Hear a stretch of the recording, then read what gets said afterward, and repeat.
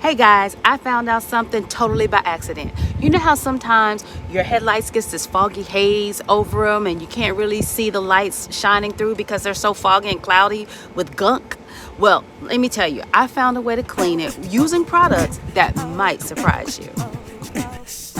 So here's how we started. It was a whole lot worse when I first discovered this hat, but now over some time I'm starting to see that buildup come back again. I purchased this Headlight Lens Restorer product from my local auto parts store. It just did not clean like I thought it should have, so I decided to use it with a magic eraser.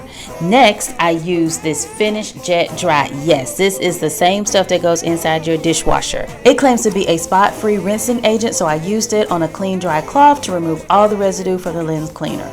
And here's what we have.